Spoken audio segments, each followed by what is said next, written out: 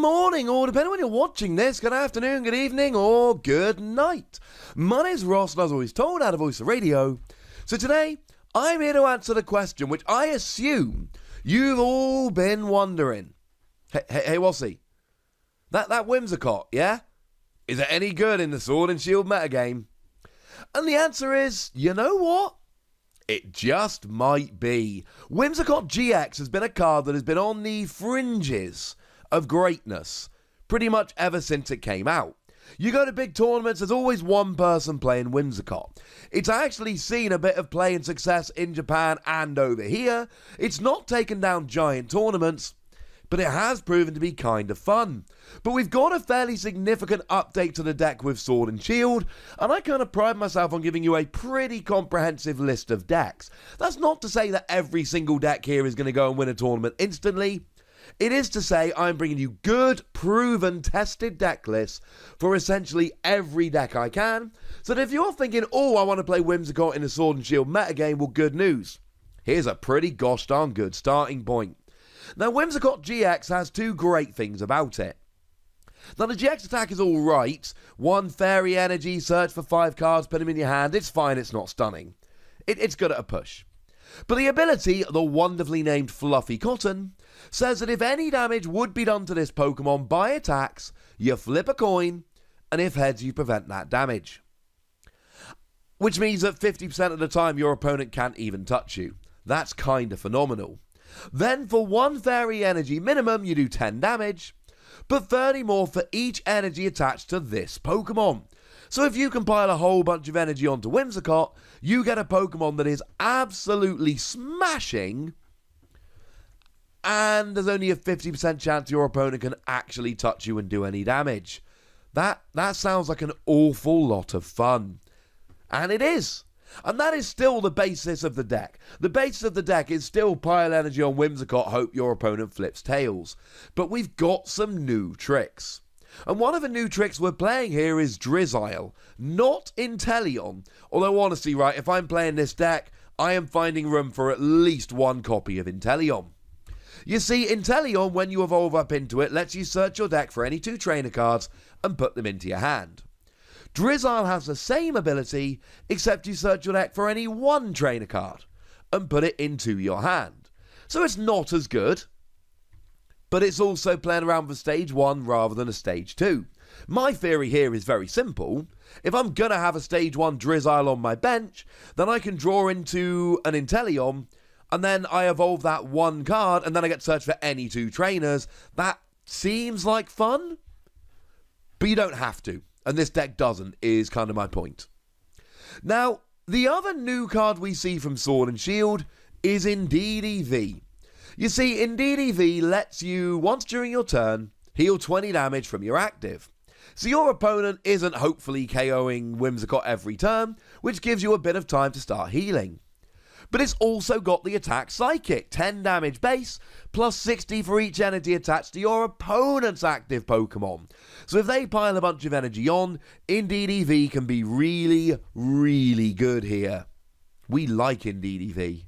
And I should mention at this stage that the real reason this deck works is my boy Percygon Z. This deck doesn't really work properly without Percygon Z. You see, Percygon Z's got that rather redonkulous ability whereby you can just attach as many special energy from your hand to your Pokemon as you like during your turn. Just pepper the special energy down. That's how you get so much energy on Whimsicott so fast. It's also why Indeed EV becomes an actual, genuinely viable attacker. Because you can just go, well, you know what, why not? Like, I can put the energy on fast enough, so let's just go for it. Now, we also play 1 copy of Dedenne. Discard your hand, draw 6 cards. Dedenne is just your consistency Pokemon for the early game. It's good. Most decks play 1. And then Mimikyu. We play a Mimikyu. Now, this is the Mimikyu from Team Up, and it basically just copies one of your opponent's attacks. It means that if your opponent has used a particularly good attack during the previous turn, you can copy it. You can draw 2 cards for 1 colorless energy if you're desperate in the early game, especially given that it takes a turn to evolve, maybe. But generally here it's for copycat. If they've used a non-GX attack, you can copy it. Sounds like fun. Now we do need to talk about the energy, because the energy line here is way more important than in your average deck. It's all special energy. So we're playing 4 copies of the unit energy that includes Fairy. It also includes Darkness and Fighting for what that's worth. No one really cares. It is basically special Fairy energy. We play 4 copies of Recycle energy, because if it gets discarded, it goes back to your hand. And if it goes back to your hand, probably after a Pokemon is KO'd, you can then just instantly reattach it. But it does essentially give all of your Pokemon free retreat, because you can just attach Recycle energy, retreat them, the energy goes back to your hand, and then you can reattach them. We play 4 copies of Triple Acceleration energy. It falls off at the end of your turn, which is sad, but when attached to an evolved Pokemon, like for instance Whimsicott, then all of a sudden you get free colourless energy. Attaching one of these to a Whimsicott basically does an instant extra 90 damage. That's pretty ridiculous, especially when you can put multiples on them in one go with Porygon to absolutely smash. We've got 2 copies of Aurora energy. It's any energy. You've got to discard a card from your hand when you play it. It's basically Rainbow energy, but you don't have to take the damage counter. And to be perfectly honest with you, Whimsicott's kinda weak. It's not got huge HP, so being able to avoid taking that damage counter can be pretty gosh darn big. And then 2 copies of Draw energy. It's just a colourless energy, but when you play it, you draw a card. I said it would be good with Porygon Z, and it totally is. Now, in terms of your supporters here, we've got Cynthia, obviously. Shuffle, draw, 6 cards. It's Cynthia. It's great. But we've also got Diantha. Now, Diantha is a uniquely good card in Fairy decks. Diantha says that when one of your Fairy Pokemon was KO'd in the previous turn, you can get any 2 cards from your discard pile into your hand. Triple Acceleration energy. It could be Triple Acceleration energy. Now, to be fair, you've only actually got 4 energy that can count as Fairy, so maybe if you're desperate, you have to go for that. Generally speaking, you really want this for Triple Acceleration energy. We've then got 2 copies of Marnie. That's the one that sees play in basically every deck in Japan at the moment. It is a judge, but instead of both of you getting 4 cards, you get 5, your opponent gets 4, and instead of shuffling your hand into your deck, you put it on the bottom of your deck so you don't redraw those cards. We then also see 1 copy of Professor Magnolia. Discard your hand, draw 7 cards. Fast, aggressive, it's good. In terms of Pokemon Search, stop me if you've heard this lately.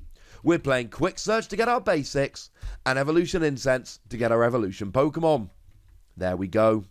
We are also playing a couple copies of Pokemon Communication. Lets you swap a Pokemon in your hand you don't want for a Pokemon in your deck that you do. We're playing a lot of Pokemon. It's going to work a lot. In terms of Gusting, we're playing 2 copies of Custom Catcher. Only 2, so you've got to have both of them at the same time. There will be games where one of them is prized, and that sucks. Or you got to discard it early. But remember, Diantha means that if you do discard it early, it's not the end of the world. And then 1 copy of Great Catcher, which will work if you only play the 1 card. But also, it only Gus EXs and GXs. Boo, hiss, etc. We got a copy of Reset Stamp, like every deck does. Our opponent has few prize cards remaining. Now they have few cards in their deck. A copy of Switch to get your Pokemon out the active. And 3 copies of Rare Candy, because you're relying on a Stage 2 Pokemon. Rare Candy becomes pretty big. Now, in terms of Stadium cards, obviously we're playing 1 Wonder Labyrinth Prism Star. Means that all non-Fairy Pokemon have to pay an extra energy to attack. And you're a Fairy Pokemon, and you're probably overpaying anyway. You don't really want to use Whimsicott for a single energy. It's not like when we played Gardevoir GX with Max Potion. No. That one you did more damage for each energy on there, but you did enough damage a lot of the time for 1 energy it would work. And then Max Potion. No, not this build. Wonder Labyrinth Prism Star is awesome. We then play 1 copy of Lysander Labs. It turns off tools, and although it turns off a bunch, it's largely a skateboard. Jirachi is still everywhere. Turning off a skateboard, trapping Jirachi in the active can be huge. And then we play 1 copy of Chaotic Swell. If your opponent wants to play down a stadium, well, they can't. They play it down, it immediately gets destroyed by Chaotic Swell, and then they're not allowed to play another stadium this turn. It's kind of hilarious. And there we go, ladies and gentlemen. That's a new way to play Whimsicott. Whimsicott is back, except Whimsicott never really went away. Whimsicott has always been on the fringe of awesome. It's always been there, but it's not always been quite as good as one might hope. Well, the good news now, ladies and gentlemen, maybe it's better. Maybe adding in that little bit of Drizzle gives you that extra consistency needed. Maybe in DDV gives you that backup attacker / healing that makes it good. Maybe using Quick Ball and Evolution Incense gives you the extra consistency you need. Maybe Aurora Energy is the difference. There are a bunch of Sword and Shield cards in here, and I, for one, hope that Whimsicott is now even better than before. But I'd like to know your theory on it. I'd like to know how you think about it. I'd like to know how good you think it is. So let me know in the comment section. Go nuts! Be nice. And then make sure you like this video, subscribe to this channel, follow me on Twitter at The Wassy, and Twitch for some live action at twitch.tv/PTCGRadio.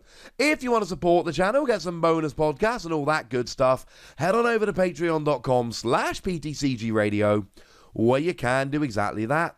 And please do make sure you're checking out youtube.com/WassyPlays, where we talk about a whole bunch of games that don't have Pokemon in, but are still pretty gosh darned awesome. But by far the most important thing, as always, look after yourselves till next time, would ya? Thank you very much for watching. My name's Ross, and you've been watching PTCG Radio.